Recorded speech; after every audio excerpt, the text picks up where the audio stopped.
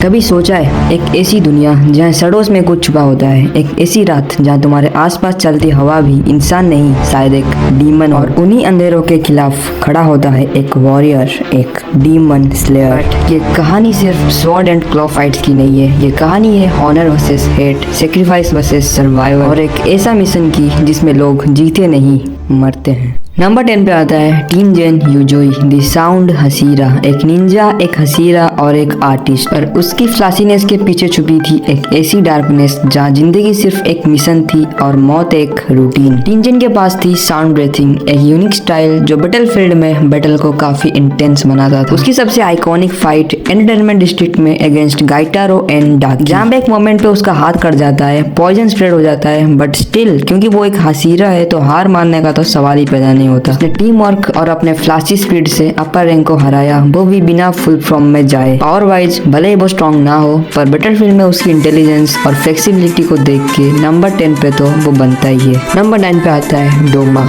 अपर rank 2 का demon. एक ऐसा डीमन जिसका स्माइल कभी नहीं गया, पर उस स्माइल के पीछे छुपी थी एब्सोल्यूट डेथ। इसने शिनोबु जैसे हसीरा को भी ओवरपावर कर दिया, और जब इंसेक्ट हसीरा अपना फाइनल पॉइजन मूव यूज करती है तो डोमा सोचता है कि इट्स ओवर, जबकि वो उसकी पहली गलती थी। उस पॉइजन ने उसकी रीजनरेशन को स्लो कर दिया। भले ही उसका स्ट्रेंथ इंसेन था, बट उसके डाउनफॉल का रीजन था over confidence and lack of emotion.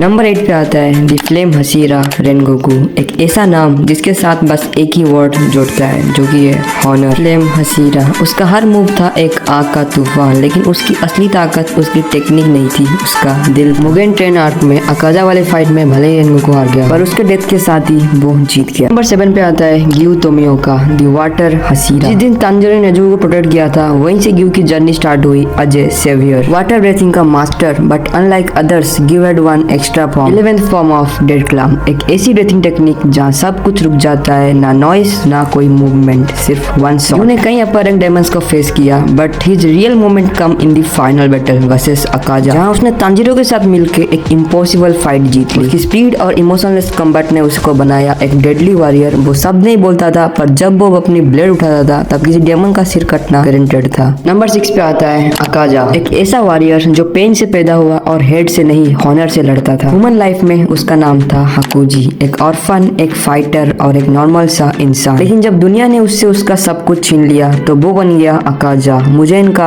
Upper moon 3। Mugen train के बाद जब रेनगोकू एंड अकाजा की फाइट होती है, तब रेनगोकू लड़ रहा था ह्यूमैनिटी के लिए और अकाजा उसे कह रहा था इमोर्टैलिटी चूज करो। एंड फाइनल बैटल में जब अकाजा की फाइट होती है ग्यू एंड तांजीरो से, तब उसका पूरा पास्ट फ्लैश होता है। एंड ये एक इकलौता रीजन है जिस वजह से अकाजा वो फाइट लूज करता है, वरना अकाजा को हराना काइंड ऑफ इम्पॉसिबल था। नंबर 5 पे आता है सानेमी द वाइंड हसीरा। जख्मों से भरा हुआ एक सोल्जर जिसके अंदर सिर्फ एक ही चीज थी, जो था रेज। पर वो गुस्सा किसी और के लिए नहीं था, वो था उसके अंदर छुपे दर्द के लिए। उसके लिए डेमंस को मारना सिर्फ कोई शिकार नहीं था, उसका बदला था। एंड जब फाइनल बैटल में उसका सामना कोकोशिबो के साथ होता है, तब सानेमी ने दिखाया कि उसके रेज के पीछे क्या था, जिस वजह से कोकोशिबो के कई सारे अटैक्स के बाद भी सानेमी टिका रहा और लड़ता रहा। नंबर 4 पे आता है द स्टोन हसीरा योमेई, जो आंखों से अंधा था पर फाइट्स में बीस्ट था। सारे हसीरास के बीच में सबसे बड़ा, सबसे स्ट्रॉन्ग और सबसे स्पिरिचुअल, स्टोन ब्रीथिंग का मास्टर। उसका स्ट्रेंथ सिर्फ फिजिकल नहीं था, उसका फोकस, उसका कंट्रोल और उसकी ब्रीथिंग मास्टरी सब कुछ अनबिलीवेबल था। वैसे तो वो एक मॉन्क था, लेकिन जब वो अपनी तलवार उठाता था तब वो बन जाता था डेमंस के लिए गॉड ऑफ डेथ। नंबर 3 पे आता है कोकोशिबो, अपर रैंक 1 और मुजान के बाद सबसे खतरनाक डीमन। लेकिन उसका रियल नेम था मिचिकात्सु, जो यूरोची का ट्विन ब्रदर था। He was once a demon slayer, the master of moon breathing. Final fight में ग्यूमेई, सानेमी, मुइचिरो और जेनिया मिलकर भी उसे नहीं रोक पाए थे। वो लोग उसे बहुत मुश्किल से मारते हैं, एंड इसी बात से तुम पता लगा सकते हो कि वो कितना स्ट्रॉन्ग था। एंड क्योंकि वो एक टाइम पे एक डेमन स्लेयर हुआ करता था, जो कि आगे चल के एक डीमन बना, एंड इसी वजह से मुजान के बाद सबसे खतरनाक डीमंस में यही आता है। नंबर 2 पे आता है मुजान द डीमन किंग, एक नाम जिसका जिक्र ही काफी है फियर फैलाने के लिए। मुजान ने अपने एग्जिस्टेंस से ही अपने डेथ को चीट किया, किया और उसके बाद बनाई उसने अपनी एक आर्मी जिसपे थे अपर मून्स एंड डीमन। उसका गोल था इमोर्टैलिटी और सुपरमेसी। वो इंसानियत से इतनी नफरत करता था कि वो इंसानियत को मिटा देना चाहता था। फाइनल बैटल में मुजान को तांजीरो एंड सारे हसीरा मिलके भी नहीं रोक पा रहे थे। Muzan was the end game, लेकिन उसकी एरोगेंस, उसकी लॉनलीनेस बन गई उसकी हार की मेन रीजन।